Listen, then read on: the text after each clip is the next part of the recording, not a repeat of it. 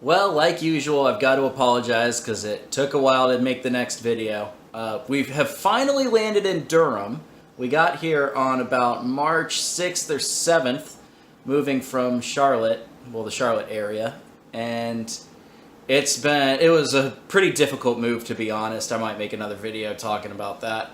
But we're about done, and one of the biggest reasons that we made this move was to live in a much smaller house that's a lot closer to the action, closer to just being able to walk and bike to stuff.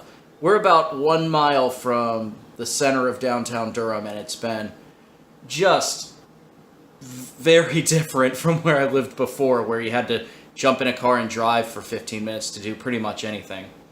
But I thought it might be cool to give you a little tour of the house. One of the big things that we've been doing for the last month is trying to just get the most we can out of this space, because it's only 900 square feet, and the place we moved from was about 1,800 square feet with a two-car garage. So it's been a huge adjustment trying to make all our stuff fit. So let me show you around.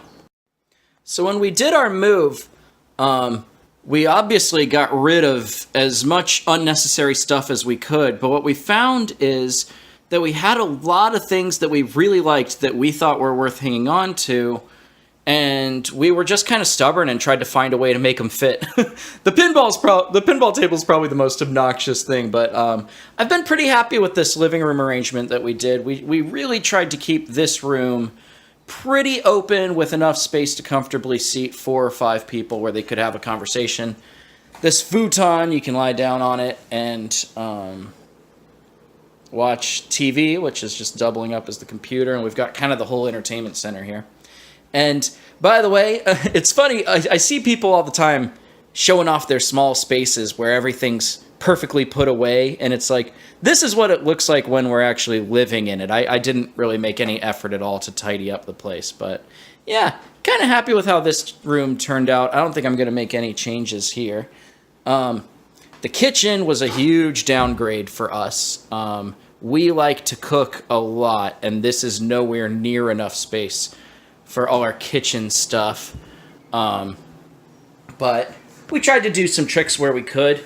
These little racks that you can put underneath a sink are really neato. They go around all the stuff down here, and they can still just hold tons of stuff. You can kind of get some vertical storage going even down low.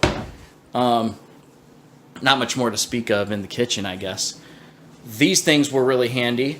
Just getting all of our spices on the fridge. That's an upgrade I'll never look back on. And in the kitchen, we intentionally got some front-loading washer dryers on Craigslist so we can use this as an extra kitchen prep space. And that's ended up being pretty helpful because we're very limited on counter space in here compared to the nicer, bigger home that I'm used to living in. So the bathroom is very basic, and it only has one bathroom, which I love. It was so stupid having extra bathrooms for only 2 people. It's just a bunch of extra space that you're paying to heat and cool, and turns out you can share one bathroom just fine. One of the first things that we did, though, for this tiny, stupid bathroom, we had to get all these fancy splitter outlets because this old house is very short on outlets. And we got one of these cool over-the-toilet things, and we just have all the storage we need in here with this one thing that we got. We were pretty stubborn and hunted around on Craigslist and stuff, and just looking for storage furniture on the cheap, and yeah, just go vertical, stack everything up, and it can fit, right? Bedroom, we have a queen bed, and it ends up taking up most of this room.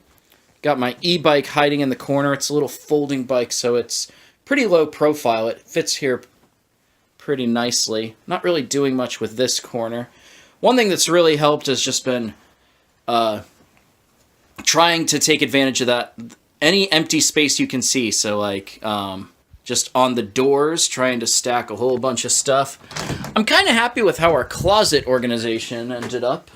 I know I'm a little low on light here, but again, just trying to look for empty space that has air in it and just fill it with something.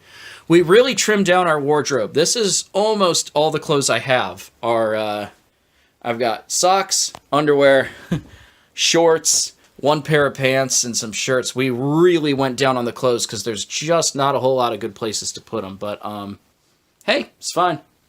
Turns out when you're when you don't have a real career anymore, you don't actually need as much clothes. So I can just wear shorts and a t-shirt 99% of the time. This room, we went a little nuts in this room. So when there's a sale at the store, we try to stock up on stuff and try to keep our food expenses really low, which means we need lots and lots of food storage. So we just decided this entire room, its main purpose would be just storage. And we decided to treat it like a frickin' warehouse. Just Metro racks to the ceiling all around the room. Just fitting as much as we could possibly cram in here. We also found these really cool chairs that can fold down, and we've got them stacked on top of our extra freezer. So we have an entire freezer just filled with, whenever there's a buy one, get one at the store, we just go nuts and try to buy like at least a 3-month supply. So the vertical storing freezer is way better than a chest freezer. I hated our stupid chest freezer. It was so hard to reach in and find stuff. It just got so old. I love the fact that with this, I can still put things on top of it and open it. I couldn't do that with the chest freezer. And it's just easier to reach in and grab what I want and organize stuff. It isn't just all in a big, ugly pile. So I've been thrilled with this thing. This was another, like, grabbed it for $50 on Craigslist kind of item. One thing that was really neat was when we moved, we kept you get to keep the U-Haul truck for like 48 hours. So we ended up making 2 trips, but we just used the truck again to buy all this Craigslist furniture, like the washer, dryer, and the freezer and stuff. And we got to move it with the truck, so that was really handy.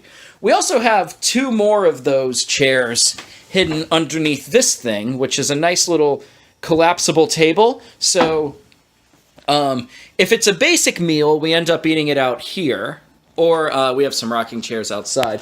But if it's kind of an intense meal that you want to sit down at a table and actually, you know, dig into, or if you're having company over, we've got just enough of a setup here where that table can barely fully expand and we can comfortably seat 4.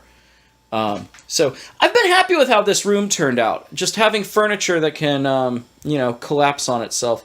Of course, it's more of a pain in the butt than if you had a table that was just full-sized and chairs that were assembled all the time. But, hey, the place is only $1,100 a month. I feel the thing I always tell myself is, like, if someone offered you $5 every time you, like, collapsed the table, you would probably do it, right? I mean, it only takes a minute or 30 seconds. And that's what this is. Like, our rent is cheaper, but it's because every time I want to use this, I have to put it away. And it takes a little bit of time, but honestly, these chairs break down and stack up here really fast. I think I timed it, and the whole thing takes me about 30 seconds to open this table up and to take those 2 chairs down and open them up when we're having a meal in there. Not a whole lot going on in this closet, just some additional jackets and random stuff. I don't even know what's in here. And again, more hidden storage on the doors, because there's just not a whole lot of storage otherwise in here. Just a little linen closet, nothing really too complicated here, just trying to fill the space. And this room is crazy. So that was called the Metro room. We call this one the Hydro room. We are trying to step up our hydroponics gardening pretty hard. So what it's eventually going to be is these little buckets will be turned the other way around, and we drill holes in the top, and they'll have enough room for kind of 6 of these little net cups to go in each of them. So once the whole thing's operational with all of these tables, we'll have 1 here, 1 here, and then 3 on the back table. And we just built a really cheap stand out of PVC for the grow lights. When the whole thing's operational, we should have 30 space for, 6 times 5, 30 different net cups, each growing whatever the heck. So right now, we're obviously not harvesting anything because we just got here, but really stoked to see what kind of food output we can get here. We'd like to get indoor tomatoes and peppers going eventually, but for now I'm just trying to get enough lettuce to make a few salads a week without paying anything for them. But that's taking up a ton of space in this room. We have shelving everywhere else. This is a lot of just random stuff, gardening, whatever. That's my water for the hydro plants, and this is basically kind of being our garage at the moment. We had to really think carefully about what garage items we kept, but we've got some. And then I guess this closet's kind of the last thing. These stacking things are really nice for organizing tiny stuff. We got these at Aldi, just these little baskets, and they're all labeled with a piece of tape. Couldn't be simpler. But, yeah, they do the job pretty well for keeping just little tiny stuff very organized. I've been happy with that. So, oh, and once again, hanging more crap on doors. It's amazing how much stuff you can get on those doors. And we bought, this was a bit of a splurge for us. I think we spent like $50 on Amazon for this thing. It's called a Michelangelo rack. And it just has little rubber feet that press against the floor. And more rubber feet that press against the wall. And the whole thing is kind of held up by friction. There's almost no screws or anything in it. And enough room for 2 stacked bikes. So really just cramming everything we can in here and just having things that sort of barely fit, but they do fit. I usually don't have to move stuff out of the way to make something happen. The most annoying thing has been a lot of items that we cook. There's just not enough room in the kitchen for all the ingredients and for all the stuff. Like we've got a pressure cooker in here. So if we're cooking anything interesting, we usually have to make a few trips into this room to get it done. And it adds a few minutes onto the time it takes to cook something. But we're getting so much time back in not having to drive 15 minutes every time we want to go to the store or go to the library. We can just walk there, which is crazy. I might have another video later on just showing how easy it is to get around town. Another thing that's been really cool is cleaning. Oh my gosh, this is the only bathroom I have to clean in the whole house. It's completely nuts.